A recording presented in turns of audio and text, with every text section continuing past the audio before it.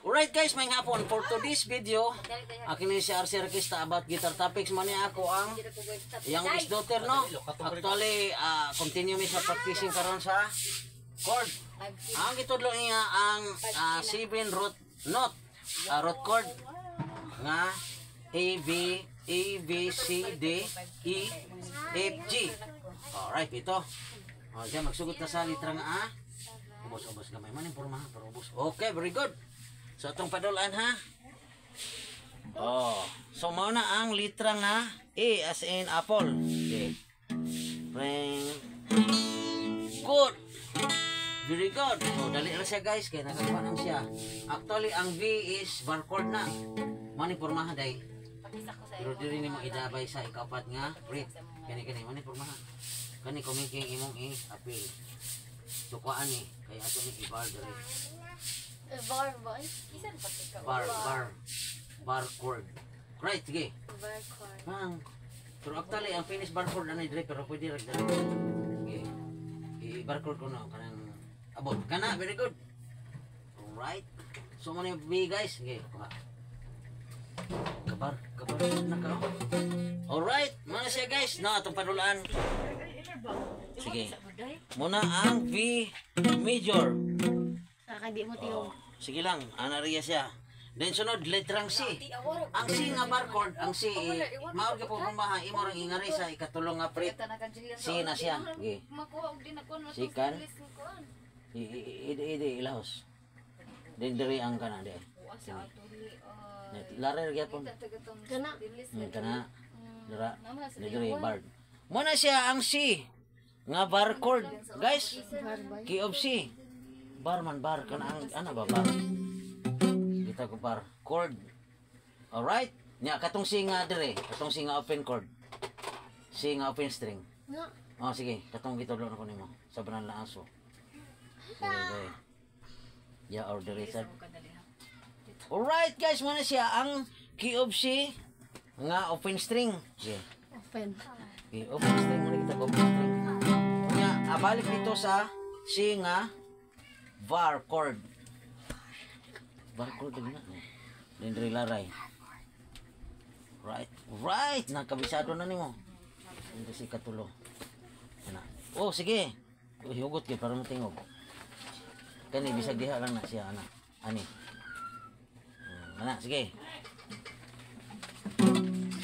Sige guys, ipakaya matingog guys no. Muna siya mga kuan basta beginners pa. Lisod yun ang pag-bar chord na di hapit matingog pero makuha rin niya pohon. C, aretas D. D. Kuha na nimo. Key of D. Major. So nga siya guys. Alright. Thank you kayo. Thank you. Then E ang sunod. E as in ig. Mana na dere sa third fret. Dere. Ayaw ilaray. Ana. Okay. Muna siya ang insaktong posisyon. Sige. Okay mga guys, ang key of E as in eggplant or egg. Eggplant. Then alis na sa egg. Egg. Sige na. Eggplant. Eggplant. Ano sa talong? Ano. Katong ipag nitudlo nimo. Sana to sa kanta na yun kay. Sibog gamay din mag sige tate. Sige na, Lord. Alright. Tapos gamay. Bar chord nindo ha. Then diri sa followed by tulo then ya. Good. Okay guys, mo nang F. Okay. Kuha na niya. Then pag G, mao gi pormaha pero dire siya sa ika-third fret ang sugod kani. Sige. Okay. Sige. G. Good. G. A, B, C, D, E, F, G. Alright. Muna siya ang 7 root note. Nya atong ikuan sa G sharp. G sharp mao gi pong porma. I-ari lang sa ikaapat ang iyahang diha pagsugod. Okay. Muna siya ang gitag og G sharp. No, sige. Sige. Muna ang secondary note nga 5 G sharp. Muna G sharp sige. Ana. Sige, patiog. Hugot. Sige. Okay guys, tingog na. Yusos nga ri. Yusos nga ri. Ang mga gapon na pormaha. Muna ang siyang G. Sige. Pa. Yusos dire sa ikaduha nga fret. Mga gapon pormaha. Muna ang F sharp. Pag alis primero, F. Alright. Unya ikon rin sa E. Doon na naman siya. E as in egg. Unya isa ka ni sa ika. Good. Okay. E. Alright guys. Na-perform na niya ang balig. 8. 8. Kaya na siya F sharp. Siyam na. Then ato na lang i-appeal ang B flat. Okay. Napa. B flat dire. Anak. Ana, unya diri ang tulo ang A ang forma. Form of E, ya. Okay. E na din siya pa ang bar. Sige.